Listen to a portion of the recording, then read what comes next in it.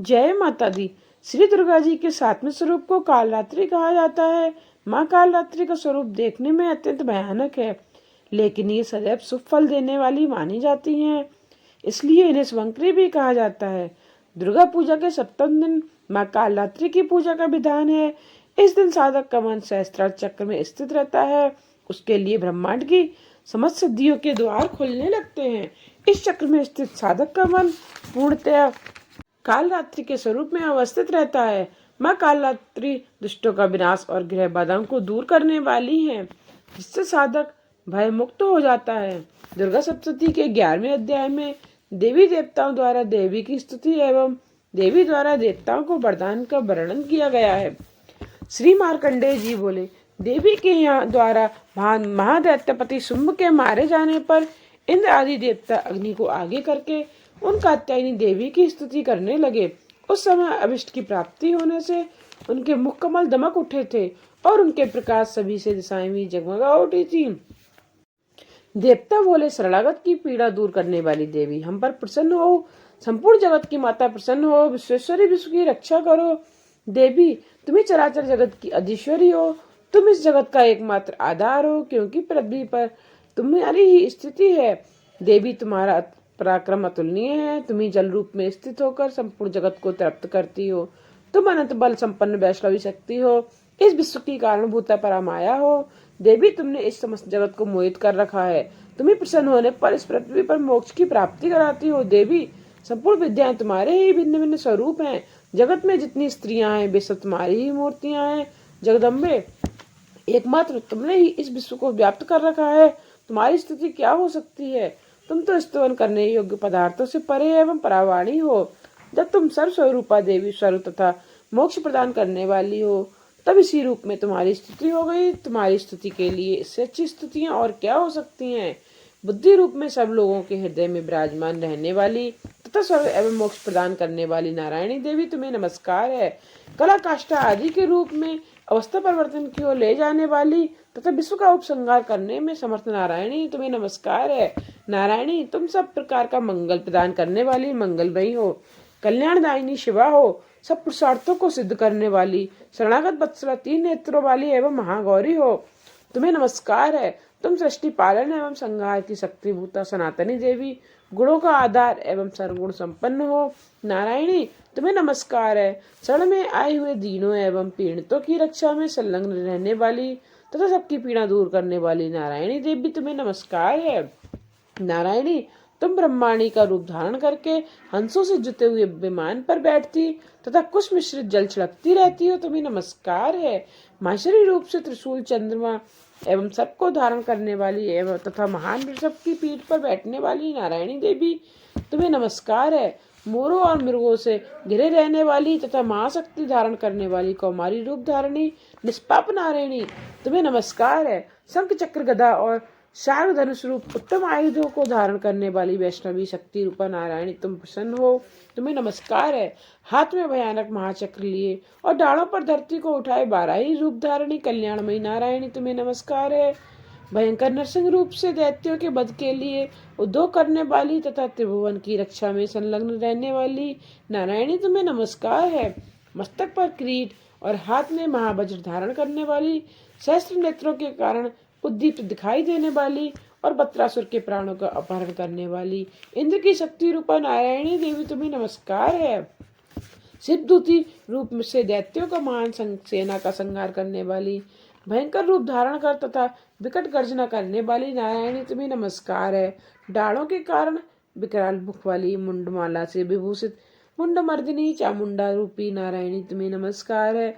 लक्ष्मी, लज्जा, महाविद्या, श्रद्धा, पुष्टि, सुधा, ध्रुवा, महारात्रि तथा महाविद्या रूपी नारायणी, तुम्हें नमस्कार है।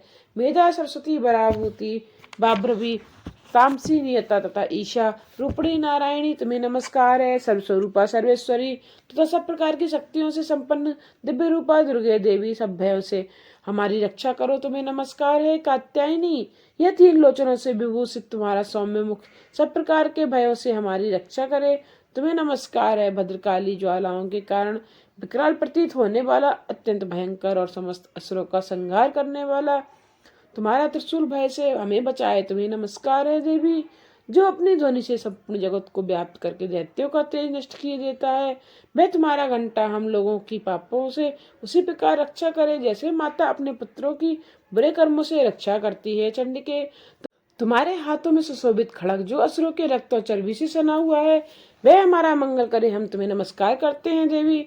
तुम प्रसन्न होने पर सब रोगों को नष्ट कर देती हो और कुपित होने पर मनोवांछित सभी मनोकामनाओं का नाश कर देती हो। जो लोग तुम्हारी शरण में आ चुके हैं उन पर विपत्ति तो आती ही नहीं। तुम्हारी शरण में आए हुए मनुष्य दूसरों को भी शरण देने वाले हो जाते हैं। देवी अंबिके, तुमने अपने स्वरूप को अनेक भागों में विभक्त करके नाना प्रकार के रूपों से जो इस समय इन धर्मद्रोही दैत्यों का संहार किया है, वह सब दूसरी कौन कर सकती है। विद्याओं में ज्ञान को प्रकाशित करने वाले शास्त्रों में तथा आदि वाक्यों में तुम्हारे अलावा और किसका वर्णन है, तथा तुमको छोड़कर कौन दूसरी ऐसी है जो इस विश्व को अज्ञान में घोर अंधकार से परिपूर्ण ममता रूपी गड्ढे में निरंतर भटका रही है। जहाँ राक्षस, जहाँ भयंकर विष वाले सर्प, जहाँ शत्रु, जहाँ लिटेरों की सेना और जहाँ दावानल हो, वहां तथा समुद्र के बीच में ही साथ रहकर तुम विश्व की रक्षा करती हो। विश्वेश्वरी, तुम विश्व का पालन करती हो। विश्व रूपा हो इसलिए संपूर्ण विश्व को धारण करती हो। तुम भगवान विश्वनाथ की भी बंदनिया हो। जो लोग भक्तिपूर्वक तुम्हारे सामने मस्तक झुकाते हैं वे संपूर्ण विश्व को आश्रय देने वाले होते हैं। देवी प्रसन्न हो, जैसे इस समय असुरों का वध करके तुमने शीघ्र ही हमारी रक्षा की है, उसी प्रकार सदा हमें शत्रुओं के भय से बचाओ। संपूर्ण जगत के पाप को नष्ट कर दो और उत्पात एवं पापों के फलस्वरूप प्राप्त होने वाली महामारी आदि बड़े बड़े उपद्रवों को शीघ्र दूर करो। विश्व की पीड़ा दूर करने वाली देवी, हम तुम्हारे चरणों में पड़े हुए हैं, हम पर प्रसन्न हो। त्रिलोक निवासियों की पूजनीय परमेश्वरी, सब लोगों को वरदान दो। देवी बोली, देवताओं में वर देने को तैयार हूँ। तुम्हारे मन में जिस वर की इच्छा हो वह मांग लो। संसार के लिए उपकारक वर को मैं अवश्य दूंगी। देवता बोले, सर्वेश्वरी, तुम इसी प्रकार तीनों लोगों की समस्त बाधाओं को शांत करो और हमारे शत्रुओं का नाश करती रहो। देवी बोली, देवताओं, वैवस्वत, मनवंतर, तुम 28वें युग में घर में उनकी पत्नी यशोदा के गर्भ से उत्पन्न होंगे, जाकर रहूंगी और उक्त दोनों असुरों का नाश करूंगी। फिर अत्यंत भयंकर रूप से पृथ्वी पर अवतार लेकर मैं बरपरिचित नाम वाले दानवों का वध करूंगी। उन भयंकर महादैत्यों का भक्षण करने वाले समय मेरे दांत अनार के फूल की भांति लाल हो जाएंगे तथा स्वर्ग में देवता और मृत्युलोक में मनुष्य सदा मेरी स्तुति करते हुए मुझे रक्तदंतिका कहेंगे। फिर जब पृथ्वी पर 100 वर्ष के लिए वर्षा रुक जाएगी और पानी का अभाव हो जाएगा, उस समय मुनियों के स्तवन करने पर मैं पृथ्वी पर अनियोजिता रूप में प्रकट होंगी और 100 नेत्रों से मुनियों की ओर देखूंगी तथा मनुष्य तथाक्षी इस नाम से मेरा गायन करेंगे। देवताओं, उस समय मैं अपने शरीर से उत्पन्न हुए शाखों द्वारा समस्त संसार का भरण पोषण करूंगी। जब तक वर्षा नहीं होगी तब तक वे शाख ही सबके प्राणों की रक्षा करेंगे। ऐसा करने के कारण पृथ्वी पर शाकंभरी के नाम से मेरी ख्याति होगी। उसी अवतार में मैं दुर्गम नामक महादैत्य का वध भी करूंगी। इससे मेरा नाम दुर्गा देवी के रूप में प्रसिद्ध होगा। फिर जब मैं भीम रूप धारण करके मनुष्य मुनियों की रक्षा के लिए हिमालय पर रहने वाले राक्षसों का भक्षण करूंगी, उस समय सब मुनि भक्ति से नतमस्तक होकर मेरी स्तुति करेंगे। तब मेरा नाम भीमा देवी के रूप से विख्यात होगा। जब अरुण नामक दैत्य तीनों लोकों में भारी उपद्रव मचाएगा, तब मैं तीनों लोकों का हित करने के लिए 6 पैरों वाले असंख्य ब्राह्मणों का रूप धारण करके उस महादैत्य का वध करूंगी। उस समय सब लोग ब्राह्मणी के नाम से मेरी स्तुति करेंगे। इस प्रकार जब जब संसार में दानवों के द्वारा बाधा उपस्थित होगी, तब तब अवतार लेकर मैं शत्रुओं का नाश करूंगी।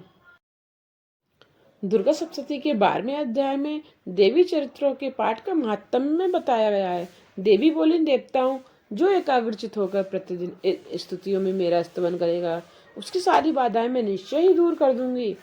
जो वो मधुकैटभ का नाश, महिषासुर का वध तथा समुन के संहार के प्रसंग का पाठ करेंगे तथा अष्टमी, चतुर्दशी और नवमी को भी एकाग्रचित हो भक्ति पूर्वक मेरे उत्तम महात्म्य का श्रवण करेंगे, उन्हें कोई पाप नहीं छू सकेगा। उन पर पाप जनित आपत्तियां भी नहीं आएंगी। उनके घर में कभी दरिद्रता नहीं होगी तथा उनको कभी प्रेमी जनों के बिछड़ों का कष्ट भी नहीं भोगना पड़ेगा। इतना ही नहीं, उन्हें शत्रु से, लिटोरे से, राजा से, शस्त्र से, अग्नि से तथा जल की राशि से भी कभी भय नहीं होगा। इसलिए सबको एकाग्रचित होकर भक्ति पूर्वक मेरे इस महात्म्य को सदा पढ़ना और सुनना चाहिए। यह परम कल्याणकारक है। ये मेरा महात्म्य महामारी जनित समस्त उपद्रवों तथा आदि भौनिक आदि तीनों प्रकार के उत्पादों को शांत करने वाला है। मेरे जिस मंदिर में प्रतिदिन विधि पूर्वक मेरे इस महात्म्य का पाठ किया जाता है, उस स्थान को मैं कभी नहीं छोड़ती। वहाँ सदा ही मेरा निवास रहता है। बलिदान, पूजा, होम तथा महोत्सव के अवसरों पर मेरे चरित्र का पूरा पूरा पाठ एवं श्रवण करना चाहिए। ऐसा करने पर मनुष्य विधि को जानकर या बिना जाने भी मेरे लिए जो बलि, पूजा या होम आदि करेगा, उसे मैं बड़ी प्रसन्नता के साथ ग्रहण करूंगी। शरत काल में जो वार्षिक महापूजा की जाती है, उस अवसर पर मेरे इस महात्म्य को जो भी भक्ति पूर्वक सुनेगा, वह मनुष्य मेरे प्रसाद से सब बाधाओं से मुक्त हो तथा धन धान्य एवं पुत्र से संपन्न होगा। इसमें तनिक भी संदेह मेरे इस महात्म्य तथा युद्ध में किए हुए मेरे पराक्रम को सुनने से मनुष्य निर्भय हो जाता है। मेरे महात्म्य को श्रवण करने वाले मनुष्यों के शत्रु नष्ट हो जाते हैं, उन्हें कल्याण की प्राप्ति होती है तथा उनका कुल आनंदित रहता है। सर्वत्र शांति कर्म में बुरे स्वप्न दिखाई देने पर तथा गिराजनित भयंकर पीड़ा उपस्थित होने पर मेरे महात्म्य श्रवण करना चाहिए। इससे सब विघ्न एवं भयंकर ग्रह पीड़ाएं शांत हो जाती हैं और मनुष्य द्वारा देखा हुआ दुख स्वप्न सुख स्वप्न में बदल जाता है। बाल ग्रहों से आक्रांत एवं बालकों के लिए यह महात्म्य शांति कारक है तथा मनुष्य के संगठन में फूट होने पर यह अच्छी प्रकार मृत्युता कराने वाला होता है। यह महात्म्य समस्त दुराचारियों के कुल का नाश कराने वाला है। इससे पाठ से मात्र से ही राक्षसों, भूतों और पिशाचों का नाश हो जाता है। मेरे इस सब महात्म्य मेरी सनिधि की प्राप्ति कराने वाला है। पशु, पुष्प, अर्घ्य, धूप, दीप, गंध आदि उत्तम सामग्री द्वारा पूजन करने से, ब्राह्मणों को भोजन कराने से, होम करने से, प्रतिदिन अभिषेक करने से, नाना प्रकार के अन्य भोगों का अर्पण करने से तथा दान देने से आदि से वर्ष भर तक जो मेरी आराधना की जाती है और उससे मुझे जितनी प्रसन्नता होती है, उतनी प्रसन्नता मेरे इस उत्तम चरित्र का एक बार श्रवण करने मात्र से हो जाती है। यह महात्म्य श्रवण कीर्तन करने पर पापों को हर लेता है और आरोग्य प्रदान करता है। मेरे प्रादुर्भाव का कीर्तन समस्त भूतों से रक्षा करता है तथा मेरा युद्ध विषय चरित्र दुष्ट दैत्यों का संहार करने वाला है। इसका श्रवण करने पर मनुष्य को शत्रु का भय नहीं रहता। देवताओं, तुमने और महर्षि ने जो मेरे स्तवन किए हैं तथा ब्रह्मा जी ने जो स्तुतियां की हैं, वे सभी कल्याणदायक बुद्धि प्रदान करती हैं। वन में, मार्ग में अथवा दावानल में घिर जाने पर, निर्जन स्थानों में लिटोरों के चंगुल में पड़ जाने पर या शत्रुओं द्वारा पकड़े जाने पर अथवा जंगल में सिंह, व्याघ्र या जंगली हाथियों के पीछा करने पर, कुपित राजा के आदेश से बद या बंधन के स्थान में ले जाने पर अथवा महासागर में नाव पर बैठने के बाद भारी तूफान से नाव के डगमग होने पर और अत्यंत भयंकर युद्ध में शस्त्रों का प्रहार होने पर अथवा वेदना से पीड़ित होने पर भी, सभी भयानक बाधाओं के उपस्थित होने पर जो मेरे चरित्र का स्मरण करता है, वह मनुष्य संकटों से मुक्त हो जाता है। मेरे प्रभाव से सिंह आदि हिंसक जंतु नष्ट हो जाते हैं तथा लुटेरे और शत्रु भी मेरे चरित्र का स्मरण करने वाले व्यक्ति से दूर भागते हैं। ऋषि बोले, इतना कहकर प्रचंड पराक्रम वाली भगवती चंडिका सब देवताओं के देखते देखते वही अंतर्ध्यान हो गई। फिर समस्त देवता भी शत्रुओं के मारे जाने से निर्भय होकर पहले की भांति यज्ञ भाग का उपभोग करते हुए अपने अपने अधिकार का पालन करने लगे। संसार का विध्वंस करने वाले महाभयंकर अतुल पराक्रमी देव शत्रु शुंभ तथा महाबली निशुंभ के युद्ध में देवी द्वारा मारे जाने पर शेष दैत्य पाताल लोक में चले गए। राजन, इस प्रकार भगवती अंबिका देवी नित्य होती हुई भी पुनः प्रकट होकर जगत की रक्षा करती हैं। वे ही इस विश्व को मोहित कराती हैं, वे ही जगत को जन्म देती हैं तथा वे ही प्रार्थना करने पर संतुष्ट होकर विज्ञान एवं समृद्धि प्रदान करती हैं।